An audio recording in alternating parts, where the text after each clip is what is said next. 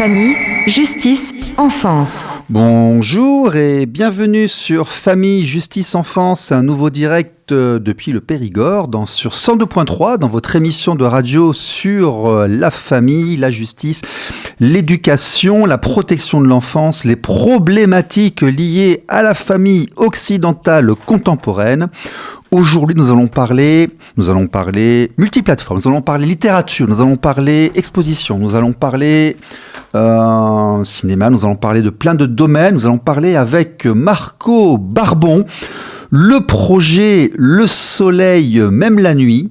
Alors, le projet Le Soleil, même la nuit est un projet transmédia. Il y a un livre, nous avons La Calpa qui s'est associé à ce livre. Nous avons Marco Barbon qui est un auteur, qui est aussi un photographe professionnel, qui a fait des très jolies choses.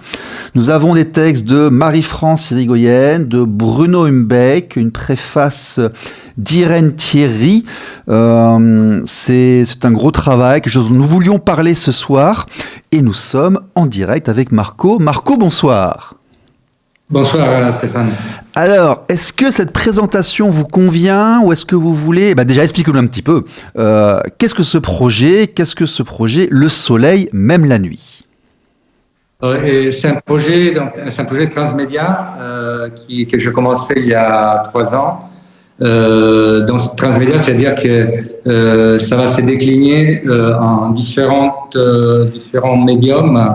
Et le projet a démarré avec un travail photographique, des photographies et des textes. Mm-hmm. Le travail photographique, c'est un travail que j'ai réalisé, que j'ai commencé en 2022, que j'ai terminé il y a 6 mois, et qui vient d'être publié sous forme de livre aux éditions locaux, avec, comme tu as dit justement, les textes de Marie-France Irigoyen, Irène Thierry et Bruno Humbeck, donc une psychiatre et psychothérapeute familiale, une sociologue et un psychopédagogue, comme il aime se définir Bruno Humbeck. D'accord. Et surtout avec un ensemble de témoignages des parents, en fait. Parce que j'ai rencontré, donc via la Calpa, mais aussi d'autres associations des parents et aussi via mon réseau personnel, un certain nombre de parents partout en France qui vivent des situations de rupture du lien parental, précisément de rupture de la relation parentale, depuis plusieurs mois ou depuis plusieurs années. Donc ça, en fait, pour revenir à la question, donc c'est les premiers volets du projet qui donc maintenant existe sous forme de livres, mais qui va exister sous forme d'expositions itinérantes dans des lieux grand public en France. On va commencer par Paris et puis ça sera sans doute Marseille et probablement Toulouse et d'autres lieux. Et après, il y a d'autres volets en fait qui vont être un travail de documentation sonore qu'on a déjà démarré, mais qui doit être encore complété, qui est censé être présenté dans le cadre de l'exposition transmédia.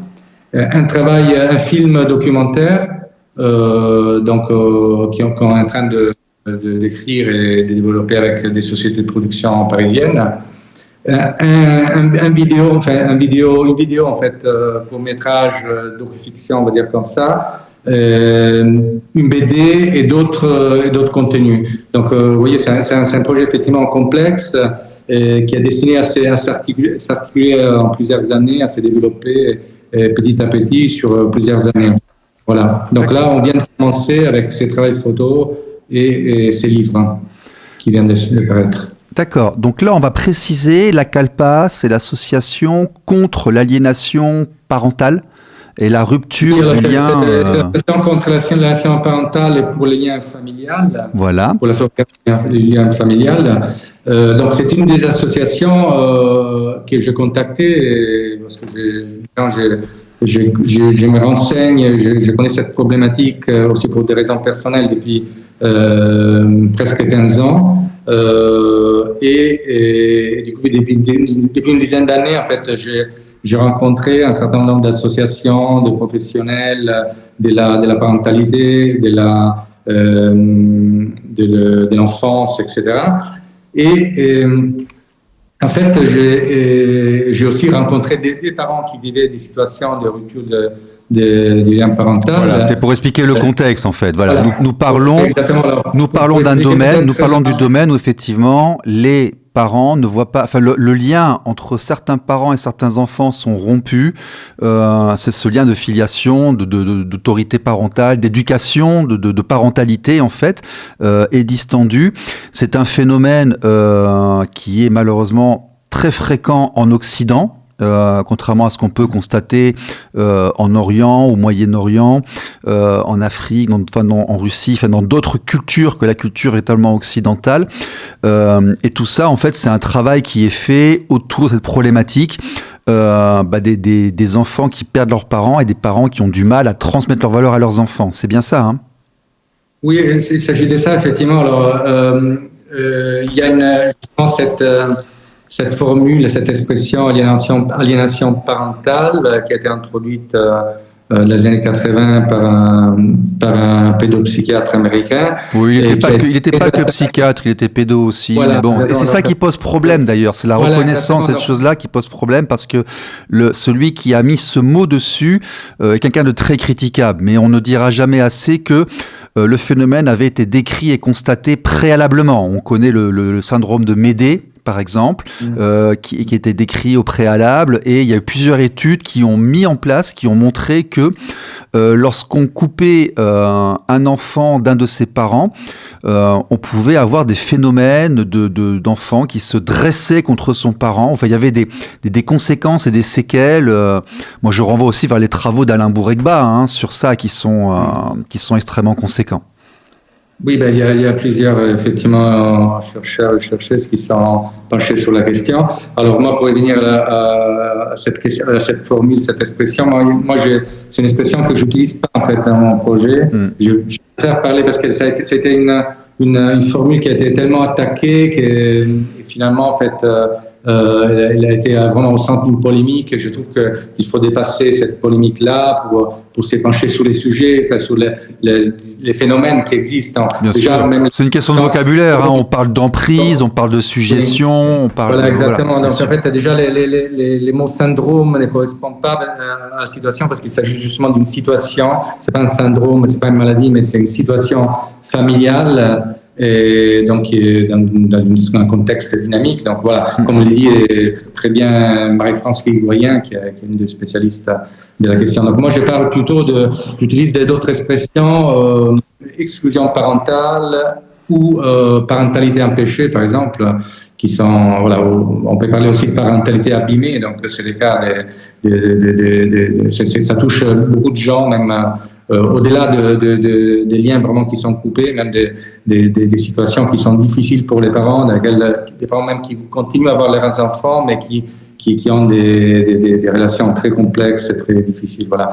Donc du coup, voilà, c'était vraiment pour essayer. Je me suis rendu compte qu'il n'y avait jamais une approche, comment dire, il y a eu quelques documentaires, quelques tentatives effectivement aussi de restituer par l'image ces phénomènes-là, mais moi je me suis rendu compte qu'il n'y avait jamais vraiment un travail de fond qui utilise justement l'image, les sons et pourquoi pas les récits pour parler de cette question-là.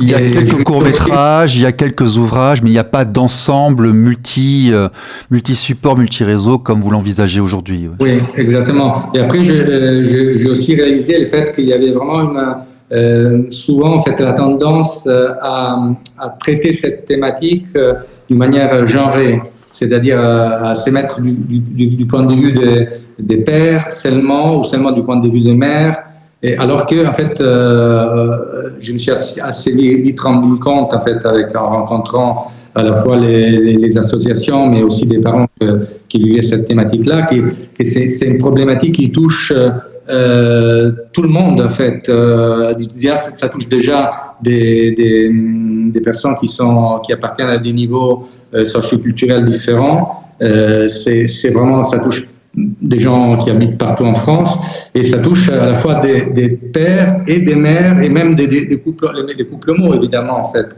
Donc voilà, j'ai réalisé qu'il y avait vraiment un biais qu'il fallait complètement dépasser, c'est celui de prendre la question, d'attaquer la question d'un point de vue genré. Donc de défendre, par exemple, les droits des parents, enfin des pères, ou sinon seulement les droits des mères à avoir des enfants, etc. Donc c'est pour ça que moi j'ai assez vite exclu toutes les associations qui prennent un parti genré en fait. Et j'ai choisi principalement la CALPA comme source de contact des parents qui vivent ces situations-là, justement parce qu'elle regroupe à la fois des pères et des mères qui vivent ces situations. Voilà, vous avez raison. D'ailleurs, historiquement, les gens qui suivent l'émission le savent. L'ADN de l'émission au départ, c'était le mouvement à égalité parentale, avec la manifestation du 16 mai 2018. Et on s'était dissocié, nous aussi, d'associations historiques qui défendaient uniquement un type de parents. Et on s'était placé sur le point de vue idéologique de défense du lien parental. Voilà. En se plaçant sur la défense du lien parental, de l'autorité parentale, du lien parental, quel que soit le parent et quel que soit le type de famille, on sortait des polémiques. Ça veut dire que c'était le lien parent-enfant de tous les types de familles et de tous les types de parents. Et c'est la protection de ce lien-là sur lequel on s'était positionné. Et finalement, ça rejoint exactement ce que vous êtes en train de dire. Oui, l'idée, c'est effectivement de travailler, enfin, mon idée de départ, c'est effectivement de travailler par les récits, donc à la fois les témoignages, mais aussi la mise à récit à travers l'image, sur l'histoire, c'est l'histoire de ces liens qui a été brisé, qui a été interrompu ou abîmé, peut-être juste temporairement, en fait, et juste pendant une certaine période.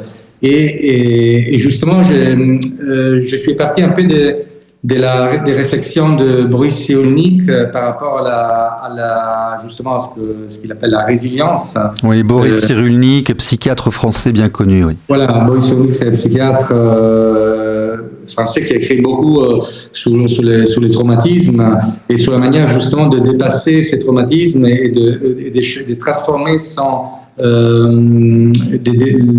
destin en histoire. Alors, il y a une phrase qui m'a marqué, qu'il a écrit dans un texte qui s'appelle Les vilains petits canards, qui dit effectivement pour transformer son destin en histoire, il faut un témoin, quelqu'un d'autre à qui en fait confier sa propre histoire.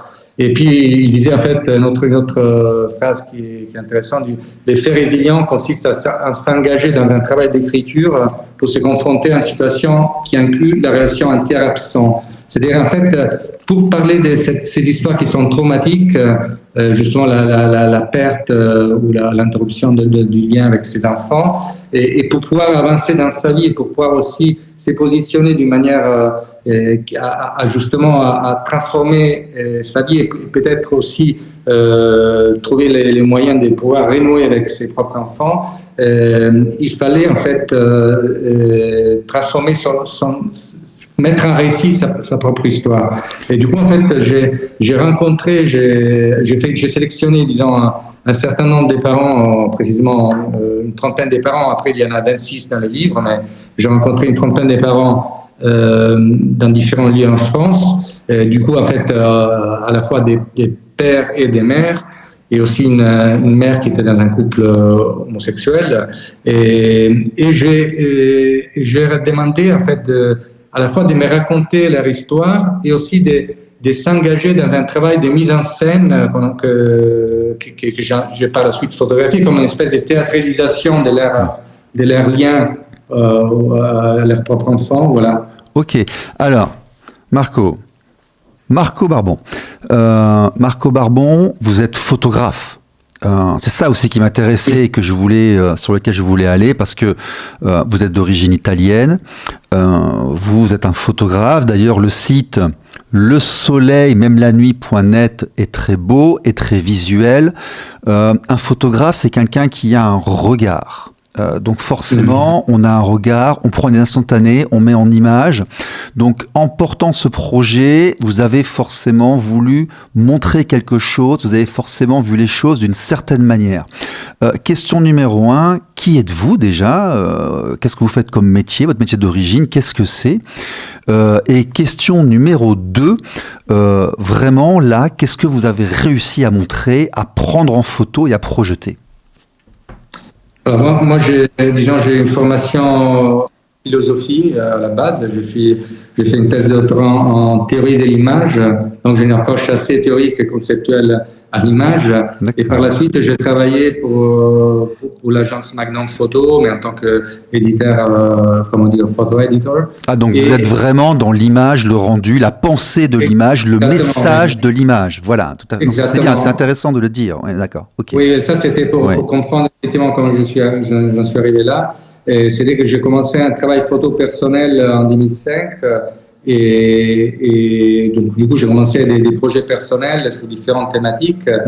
Et j'ai beaucoup travaillé, j'ai travaillé beaucoup, en fait, j'ai beaucoup travaillé dans les passés, je continue à travailler sur la question de la relation entre les réels et l'imaginaire. Cette ligne de frontière entre les réels et l'imaginaire, aussi sur l'invisible, en fait, on peut dire comme ça. Et comment une image peut restituer ce qui est invisible par des éléments qui en sont la trace. Et donc en fait, oui. Et donc, dans ce projet, vous avez trouvé une trentaine de familles, vous avez mis en image leur histoire, et votre prisme de vision, en fait, qu'est-ce qu'il a vu? Comment est-ce qu'on devient désenfanté, en fait? Comment est-ce que ce lien de filiation, ce lien d'éducation se perd? Comment est-ce qu'on en arrive là, en fait? Qu'est-ce que vous avez vu, vous? Alors moi, j'ai pas travaillé sur les causes ou sur ce qui a amené à la situation de la rupture du lien. Ce que j'ai essayé de mettre en image, c'est vraiment le résultat. En lien avec la question de l'invisible, de l'absence. C'est qu'en fait, l'idée, les paris, c'était de montrer par l'image l'absence, en fait, l'absence de l'enfant, en fait, la rupture du lien. Et du coup, vous vouliez montrer les parents et le trou, voilà, en fait, de l'absence de l'enfant, d'accord. Oui, c'est d'essayer de mettre en image, de représenter qu'est-ce que c'est que le lien parental au moment où ce lien est interrompu. Et donc, comment, ça veut dire, en fait, pour les traduire différemment, c'est comment, en fait, avec quels moyens, de quoi est fait, en fait, ce lien parental, cette relation parentale. Et alors, du coup, en fait, je me suis rendu compte que ces liens étaient faits en travaillant avec les récits des parents, que ces liens étaient faits d'objets, étaient faits des lieux, étaient faits des souvenirs, étaient faits des rêves, étaient faits des projections imaginaires, etc. Vous savez, moi j'ai assisté à des défilés de poussettes vides. C'est-à-dire des parents qui allaient manifester et qui avaient des poussettes vides, et à la place de l'enfant, il y avait par exemple leur dossier juridique. C'était des images très fortes aussi, ça. Ben, là, en fait, dans le travail, effectivement, le travail photo, il y a une image d'un papa qui, effectivement, avec la poussette de son fils qui est vide. Et là, en fait, voilà, il y a un texte qui raconte de ces vides-là et de comment, justement, il vit avec ces vides. Mais c'est vrai qu'en fait, au-delà du dossier de justice, il y a aussi plein de choses, parce que quand on parle d'un lien qui se brise, qui s'interrompt, et en même temps, ces liens existent toujours, existera toujours, en fait. C'est quelque chose d'indissoluble, en fait, mais qui se vit différemment à travers la distance. Ah, moi, j'ai des amis personnels qui se sont séparés, enfin, leur enfant s'est séparé d'eux il y a une trentaine ou une quarantaine d'années, lors d'une séparation qui s'est mal produite, où ils ont été, le temps de séparation a été trop long, l'autre parent a fait une espèce de montage de crâne quasiment sectaire, journalier, durant plusieurs années, et encore aujourd'hui, chaque Noël, chaque anniversaire, ils envoient un texto, ils essayent, et ils se font rabrouer, et l'enfant a 30, 35, 40 ans, mais le parent ne renonce jamais, en fait, il a toujours toujours son attachement à son enfant à l'intérieur, même si l'enfant veut plus de lui, parce qu'il a été monté quand il était petit. Ça ne disparaît pas. J'ai pas vu de gens qui m'ont dit « Ah non, j'ai fait une croix, je m'en moque, j'ai oublié ». Jamais entendu ça. Jamais. Non, bien sûr. Il y a toujours quelque chose. En fait, ça se transforme. Et de toute façon, comment dire, surtout si les parents ont vécu une certaine période, surtout la période de l'enfance, la petite enfance avec ses enfants ou son enfant, ces liens restent toujours en fait présents, à la fois chez les parents, mais aussi chez les enfants, bien évidemment. En fait. Il y a des conséquences pour les enfants. Le fait d'avoir un parent imaginaire, parce qu'on a besoin d'avoir ces deux composants, donc on va imaginer un parent en fait qui est différent du réel. Il y a des conséquences très graves pour l'enfant. Oui, bien sûr, il y a des conséquences. En termes, alors ça se voit pas forcément au début parce qu'en fait, ça met du temps. Il y a des défenses psychologiques qui se mettent en place, etc. Mais évidemment, en fait, du moment où un enfant est coupé de la moitié de sa propre identité, en fait, parce qu'en fait, quand on parle des parents, on oublie aussi, c'est que ça va au-delà des parents. C'est vraiment toute une famille, tout l'entourage familier, tout un entourage familial. C'est la moitié de l'arbre généalogique qui disparaît, bien sûr. Oui, bien sûr. Et du coup, il y a une transmission, c'est ce que moi j'aime bien parler qu'il y a une transmission vraiment intergénérationnelle de la violence qui est mise en place. Donc en fait, c'est vraiment une question qu'il faut prendre à bras le corps. Enfin, je pense que c'est la raison pour laquelle j'ai décidé de commencer ces vastes projets.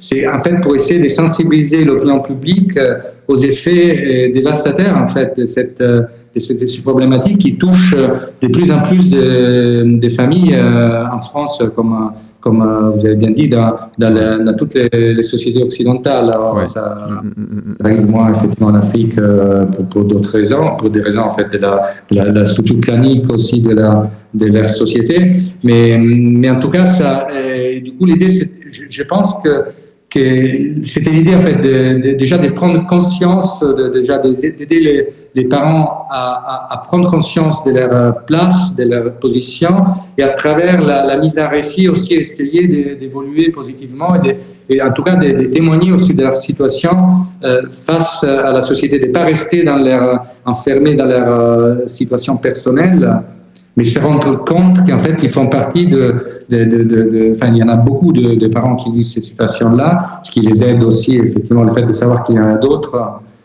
qui vivent exactement la même situation, parce qu'il y a des analogies assez impressionnantes entre les histoires, et dans les différences, évidemment, parce que chaque histoire est différente et singulière, il y a beaucoup d'analogies, et du coup, c'est vraiment l'idée d'entamer une sensibilisation au niveau sociétal, et de parler des différents aspects de la thématique. Parce que, bon, évidemment, il y a les points de vue des parents, mais il y a aussi les témoignages, c'est quelque chose que j'ai envie de développer, les témoignages des enfants qui ont grandi et qui ont vécu cette situation-là quand ils étaient enfants et qui se sont retrouvés, quand ils deviennent à leur tour parents, confrontés à quelque chose qui s'est passé dans leur histoire familiale et qui est très violent. Voilà. Ok.